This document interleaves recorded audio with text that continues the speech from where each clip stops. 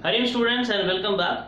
I hope everyone is doing well and we are doing the chapter light, that is reflection and refraction. In the previous class we understood the meaning of spherical mirror and the different types of the spherical mirror, that is concave and convex. And we also understood certain terms related with the spherical mirror, that is center of curvature, radius of curvature, principal axis, pole, aperture, focus, focal length. And I hope you understood those concepts. And today we are moving to the next part, that is how the image will be formed by the concave and convex mirror. And before we move to the image formation by the concave and convex mirror, that is we understand the nature of the image formed by the concave and convex mirror, we need to understand certain rules that will help us to actually complete the ray diagrams of the image formation by the concave and convex mirror. And that is what we are going to start today very first. So if you remember in the concept of image formation by a plane mirror, if you remember, we just applied one concept, that is if a ray of light is falling on the mirror, I and R must be equal, so it will get reflected back. And if it is falling anywhere other point, again it will get reflected back. So here also I and R will be equal. So only based on one rule, that is I is equal to R, we were able to complete the ray diagram with for the plane mirror. But for this spherical mirror we have to understand 3 or 4 rules, and the rules are really interesting, which can help us to complete the ray diagram for any kind of mirror, that is concave or convex, for any position of the object in front of the mirror. So that is what we are going to learn very first, that is the rules for image formation, that is by spherical mirror. And before we start the rule, first thing we should know, the very first rule we have to follow is all the time when we do the ray diagram means the light coming from the object will fall on the mirror, then it will get converged somewhere, it will diverge from somewhere. So overall the mirror will form the image.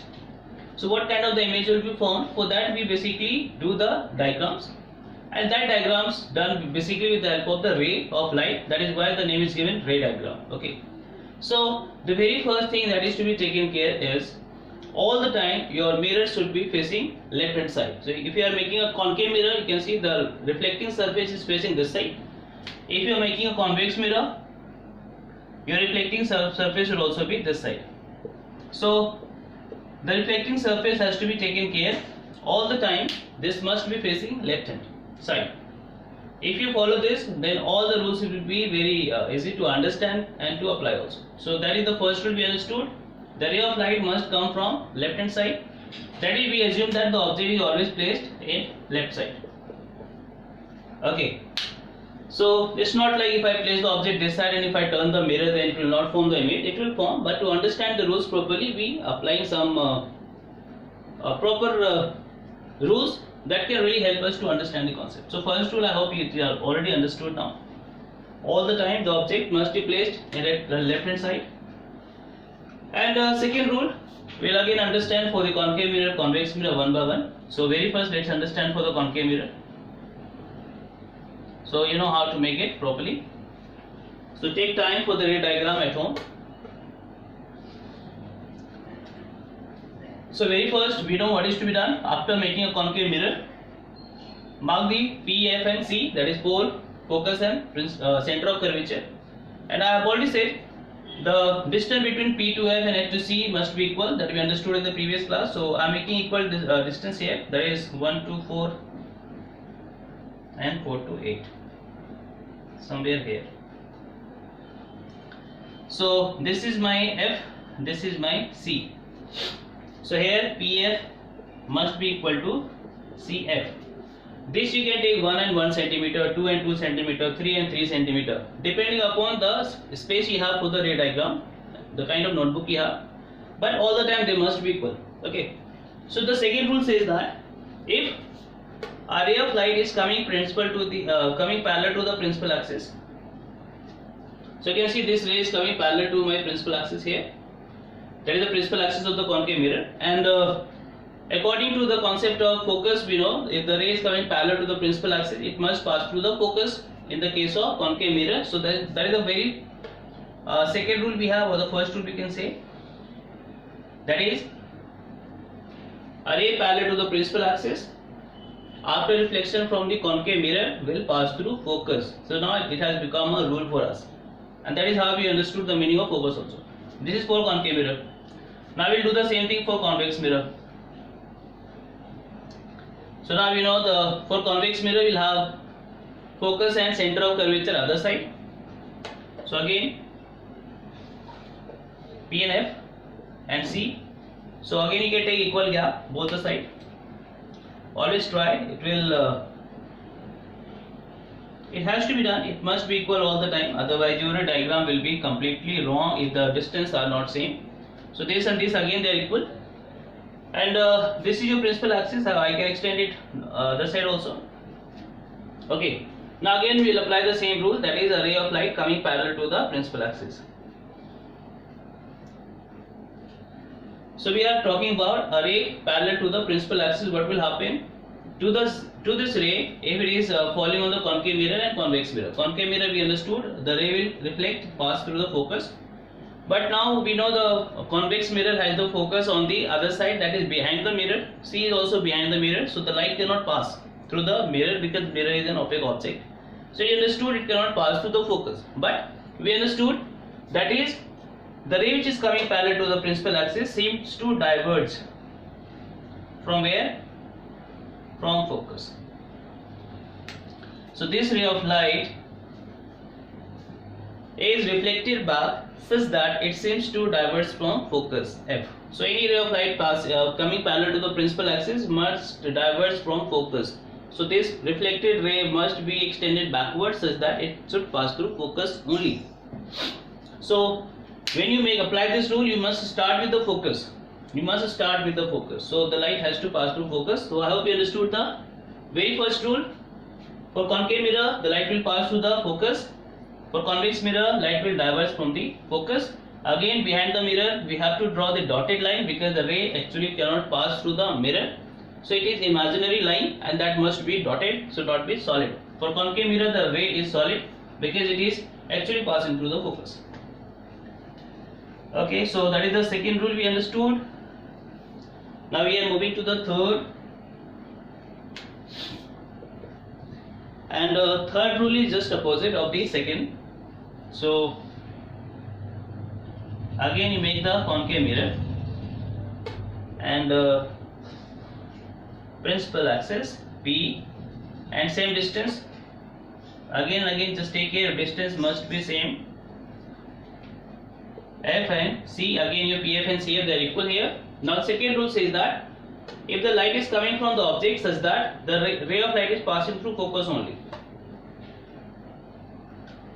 So now the ray is passing through focus. It is also possible if I place an object here, the ray of light can pass through focus and then it will fall on the concave mirror. Now what will happen to this ray? So according to the rule, what will happen? This ray will get reflected such that it will become parallel to the principal axis. So now you can see the diagram properly. This is just opposite of the previous rule. In the previous rule, the ray was coming parallel and it was passing through focus after reflection. Now it is just opposite. Ray of light passing through the focus. So after reflection, it will become parallel to the principal axis. So this is the rule we have for the concave mirror. We'll see for the convex mirror also. Okay, so and if you understand all the rules properly, then you'll find lots of interest in making the diagrams related with the mirror lens and all. Okay, so again this is your P. Again take equal distance both the side. Okay, so this is somewhere here and somewhere here. So now I'm doing somehow rough one because we are not doing actually the ray diagram, but still. So now the rules should be same, that is the ray passing through the focus. Now in the concave mirror we know the focus is this side, so the ray can pass through the focus, but for the convex mirror the focus is other side and we have already understood the ray must come from left hand side. So once the light is coming from this side, it cannot pass through the focus because the light cannot pass through the mirror. So what is to be done? We'll apply the rule, the ray of light is coming on the mirror such that it seems to pass through F, seems to pass, but it's not passing. I hope you understood. The ray falling on the convex mirror such that it seems to pass through focus, but actually it cannot pass. So if the ray of light is falling along the focus, we can say what will happen to this ray? This ray will also become parallel to the principal axis. So I hope you understood. In the first case, ray actually passing through the focus, because focus is in the left hand side, so ray can pass, and once it will pass, it will become parallel to the principal axis after reflection. And second rule, if the ray seems to pass through focus but cannot pass for the convex mirror, the ray will also become parallel to the principal axis. So in both the case, ray will become parallel, but the condition is different. That is, I hope you understood.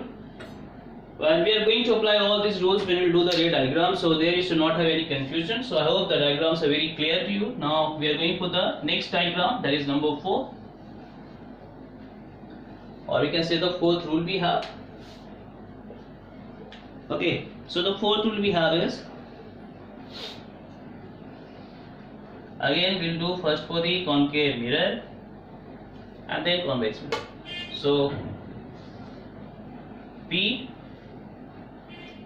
and again take equal gap, always take care. Now somehow not doing so equal, but when we come to the ray diagram, we have to be perfect. Now the fourth rule says that if ray of light is passing through C, just concentrate, okay? So a ray of light passing through C, so maybe the object is placed here and the light is coming from the object, so that it will pass through C. And we know if you pass any line through C, it will behave as a normal. So if you understood, the normal is also same. So here normal is also along this line. So here ray of light, that is incident ray, and the normal are along the same path, we can say. So here your I and R must be 0 degree. We understood any line passing through C and falling on the mirror will behave as a normal also. And in this case, the incident ray is also along the same line. So here we can say the incident ray and the normal are parallel. Parallel means they are coinciding with each other, and in that case I and R will be 0 degree according to the rule. And this is only possible, that is, if the ray of light will reflect back. So here if the ray of light is passing through C, after reflection it will come back. So it will just reverse its direction, so that I and R will remain 0 degree. And this the same thing will happen for the convex mirror also. So the next we have convex mirror.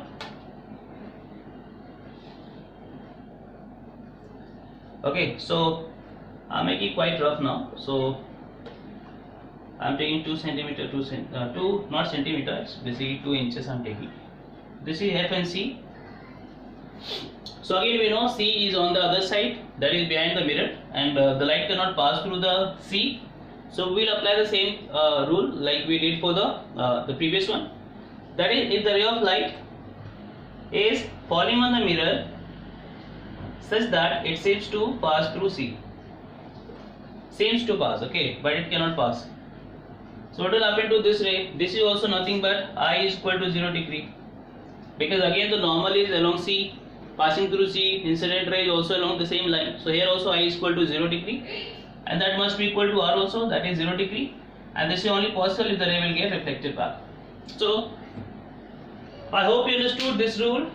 A ray of light coming from the object passing through C will get reflected back for a concave mirror, and for the convex mirror a ray of light seems to pass through C, basically get reflected back because of the concept I and R equal to, that is both are equal, that is 0 degree. So I hope you understood the rules. And sorry, this is not 5, but this is the same rule, number 4 only, for concave and convex mirror.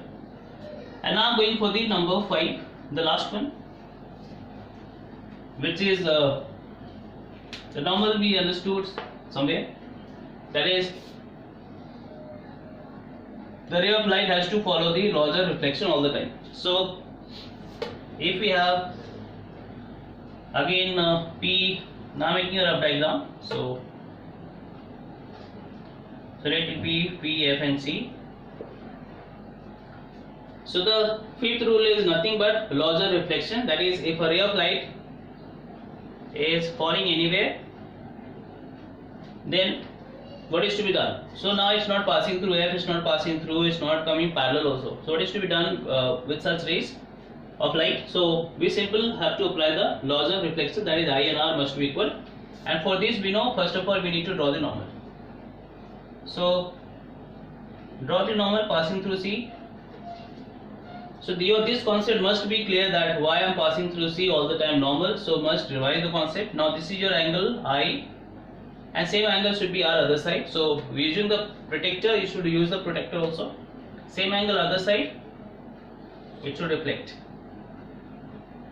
So this is your R.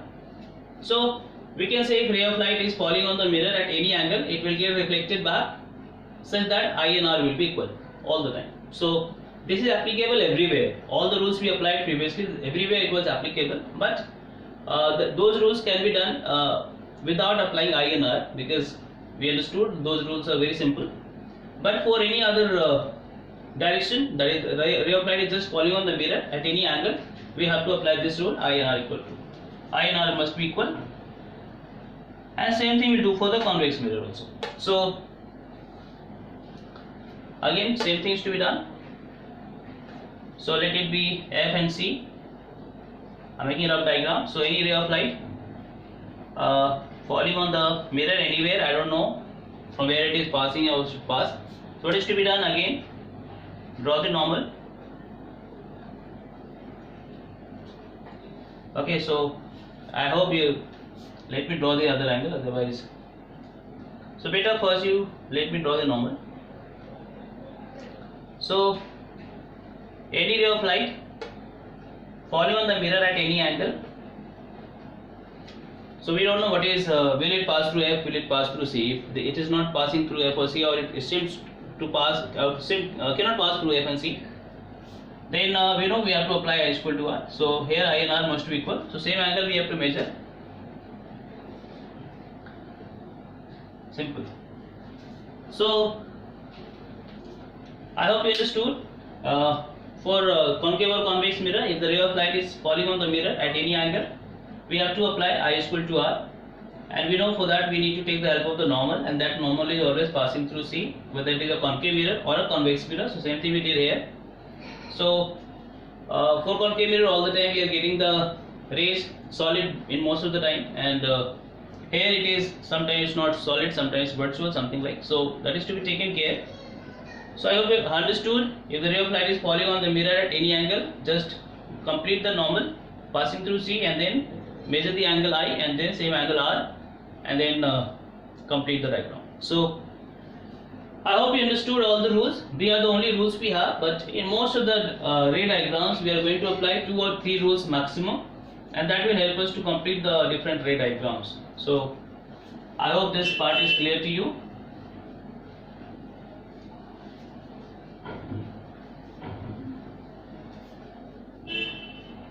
So next topic we'll have is image formation by concave mirror. So this will be done in the next class. So what will be done overall, that we need to understand today. I'll take the concave mirror in different cases, and then we'll have the object in front of the concave mirror. Okay, so very first let's your F and C points are there, P, F and C, so that they should be equal. Now image formation by concave mirror means we can have different situations. Situation means I can place the object anywhere in front of the concave mirror. So I can place it far away. So this is your object, and let this object be A and B. So this object I can place at infinity, that is very far away from the mirror, and then we can shift the object towards the mirror. So if the object will start moving towards the mirror, then every time it will form image, and that image will also have a change in the property. So we'll have different situations. That is, in front of the concave mirror we are going to place the object at different position, and we'll complete the diagrams applying the rules we understood just now, and we'll see what will be the nature of the image formed by the concave mirror for different position of the object in front of the mirror. So I can place at infinity, I can place it somewhere just beyond C but not at infinity. I can place the object between F and C. I can place the object at C only. I can place the object at F only. I can place the object between P and F. So these are the main possibilities we have. That is, object can be at infinity, that is your first situation. Object can be just beyond C, second situation. Object can be at C only, third situation. Object can be between C and F, fourth. At F only, 5, and between this 6. That is all we are going to do in the next class. We will see every position. The image that will be formed by the concave mirror will have different characteristics, and that can be done very easily with the help of the rules we understood today. So overall for today the class is done. I cannot go for the ray diagram because it will take time, so that will continue in the next class. You must revise the rules properly, and any doubt just let me know, and once we start with the ray diagram you should know how to apply the rules. And I am repeating again, for any kind of ray diagrams you must take the help of the scale, and if I am doing on the board, you must do in the notebook as well. Your line should be single line, it should not have overwriting, and complete the diagrams, do the diagrams with pencil only, not with the pen, so that you can erase it properly, you can correct the diagram properly without doing any overwriting. Okay, so just take care, be at home. Thank you. Hari Om.